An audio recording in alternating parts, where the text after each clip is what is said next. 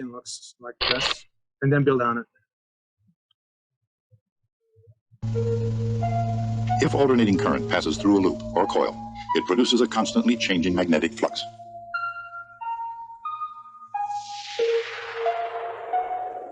A bar of iron, magnetized by the coil, can concentrate and intensify the changing flux.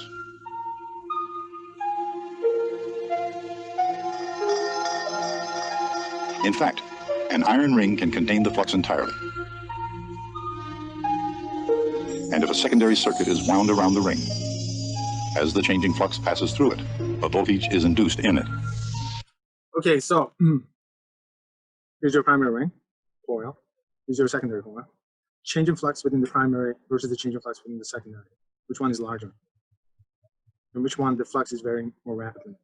Within the primary or within the secondary? What do you think? All right, guys, it's feel free to jump in anytime you want. It'd be the same. Okay, Nathan, you feel they're the same what? Because they're all just the same piece of iron that they're both. Because iron is going to contain the entire magnetic field, right? The iron core is there, but the magnetic field is going to be contained within the iron itself. Let's go back. Let's just wait. That voltage Okay, so notice that two magnetic field lines intercepted by primary as well as the secondary. is proportional to. And once again, you got the same number of lines intercepted by the primary and the secondary. So the change in flux within the primary is going to be the same as the change in flux within the secondary. Nathan, give yourself 10 points for that comment. Okay, so once you make that connection, and it's a visual connection, the rest of it is straightforward. But what do we know? The change in flux within the primary is the same as the change in flux within the secondary. All right, so I'm going to write this out. Change in flux within the primary. Guys, this is the primary. P stands for primary.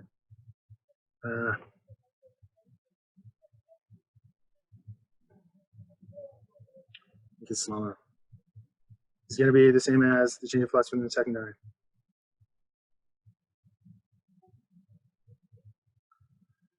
All right. Change in flux is what's responsible for the electromotive force within the primary, right?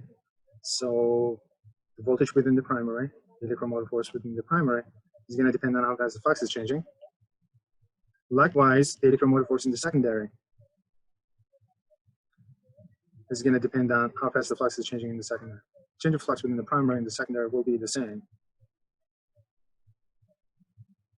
except the electromotive force depends on the number of turns within the primary and the number of turns within the secondary. Right? So, which means that the larger the number of turns on the secondary is, the larger the voltage on the secondary is going to be. All right, so by increasing the number of turns in the secondary, you can increase the voltage in the secondary. By reducing the number of turns in the secondary, you can reduce the voltage in the secondary. All right, so let me just add on to that statement. Since the change of flux within the primary is going to be the same as the change of flux within the secondary. All right, so which means that change of flux is going to be the same on both of them. I'm going to just go in and then just get rid of these subscripts. All right, so we don't need these subscripts. So the change of flux is going to be the same in both of them. And then let's come up with a summary statement. So what happens in the secondary is going to tell you whether it's a step up or step down transformer. All right, so what happens in the secondary? Okay, so therefore, what happens in the secondary is important. It's going to influence the electromotive force in the secondary. In turn, it's going to influence the current in the secondary. Increase the number of turns in the secondary, the voltage in the secondary is going to go up. The current in the secondary is going to go down. Reduce the number of turns in the secondary, the voltage in the secondary is going to go down. The current in the secondary is going to go up. Okay, there's an argument missing here. Okay, this is the argument that usually confuses people. The argument is related to this, guys. The electromotive force is what drives current, right? You go, wait a minute, the electromotive force goes up, which means that the current goes down. Well, everything is kind of related to the fact that the amount of power that you generate and the power that you transfer is going to be constant. All right, if the electromotive force goes up, the current is going to go down. All right, so it comes out of the power relationship. It's not that this is driving it. You just keep the power the same, and you transform the current into voltage or voltage back into current. Okay, so don't confuse the Ohm's law with this one. That's what I'm getting at. So there's an important discussion. Okay, so what I'm going to do is I'm going to just go up to the side, and I'm going to say because DC is not before Christ, all right, the power transferred is going to be I times this. All right, and then the power transferred, you want to keep that constant, as close to constant as possible. Okay, so you don't want to lose any power. So what that means is this allows you to be able to increase, which means that you can transform, you can increase the electric motor force, and that's going to reduce the current. And then this is going to allow you to be able to make that argument. Okay, cool.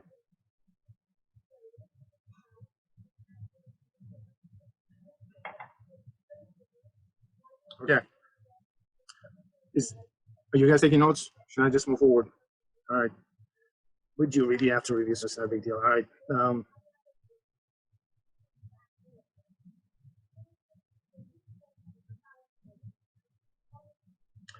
Okay, let's get back to the left. The number of turns around the iron. Obviously then, the voltage of the power transmitted to the secondary circuit can be made higher or lower than the voltage in the primary circuit. So although the power out is nearly equal to the power in, it can be stepped up to high voltage for long-range transmission, and then brought down to low voltage for safe use at the end of the line. It's exactly this principle which is the greatest advantage of Tesla's AC over Edison's DC.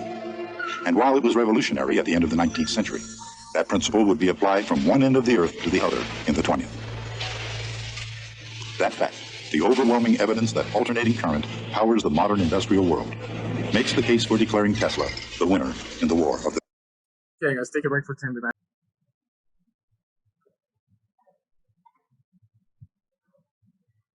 Okay, so whenever you're ready, just jump in.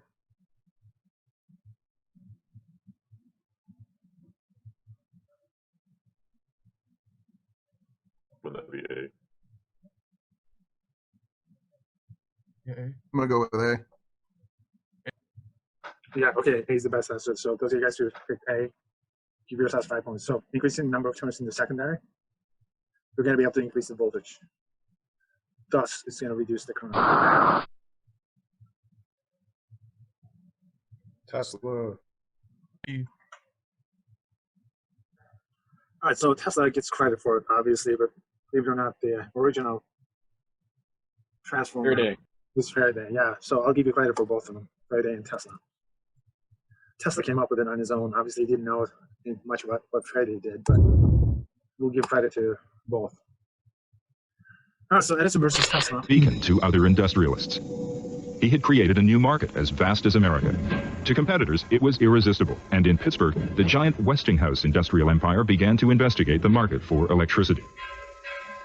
In 1882, George Westinghouse was at the peak of his powers. He had made his fortune in railway equipment. He saw his future in electricity. He set out to challenge Edison's electrical dominance, combining ingenuity with industrial might.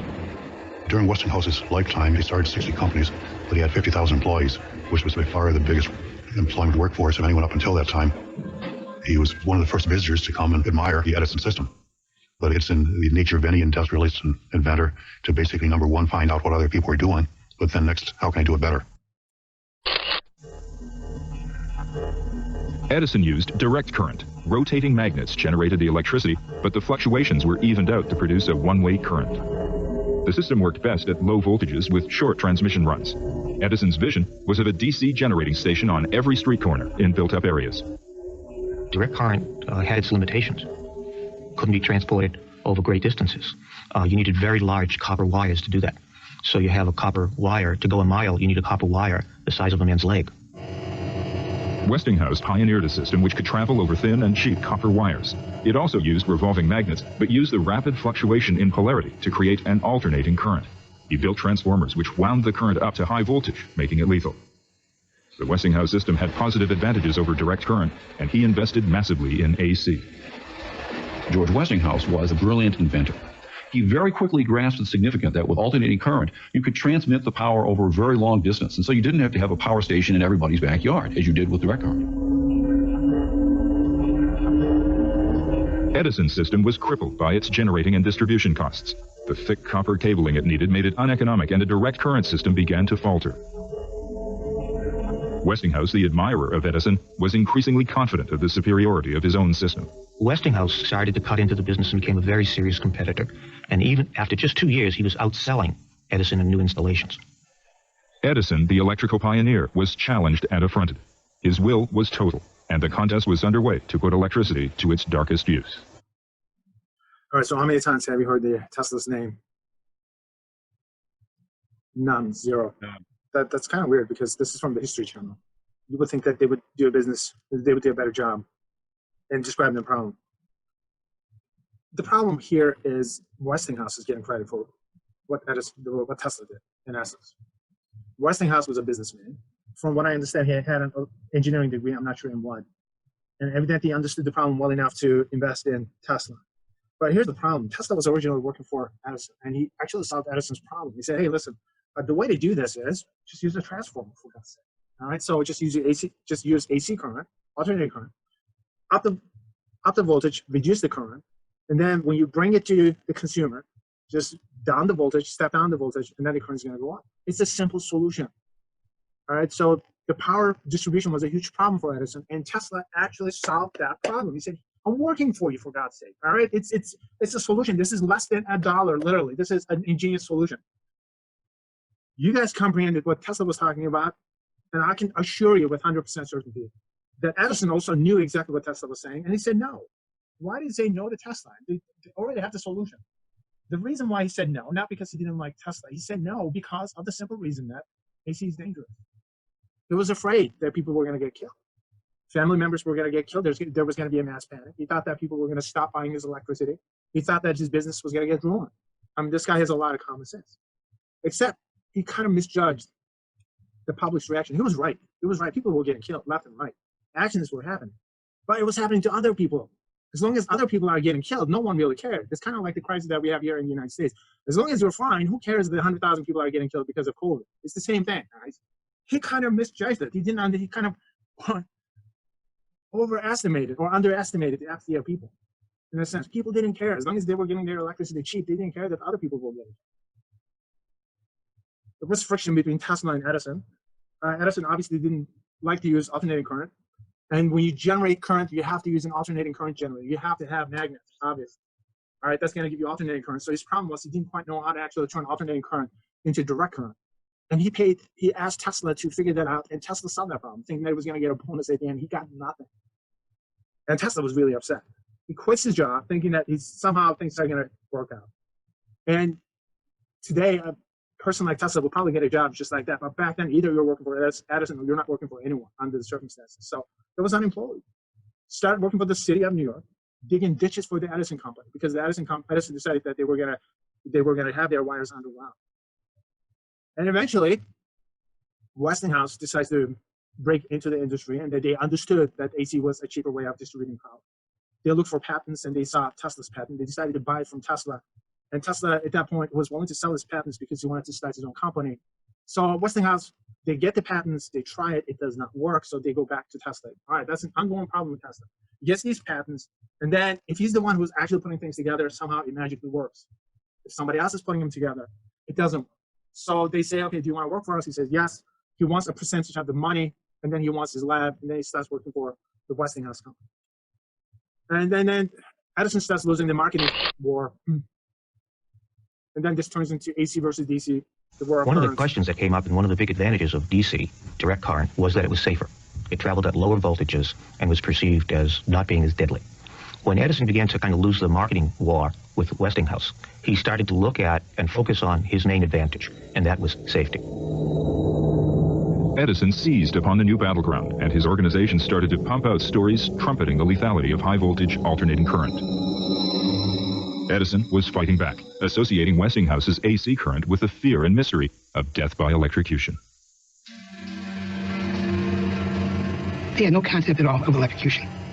Some thought it might be its effect on the brain, on the spinal column. They just had no idea. They have cases like in Buffalo, New York, where a man went into a generating station when he was drunk. And he put his fingers across the generator and got a shock, and he died relatively quickly. And said, gee, isn't that a nice way to kill criminals? Because look how quickly the man died.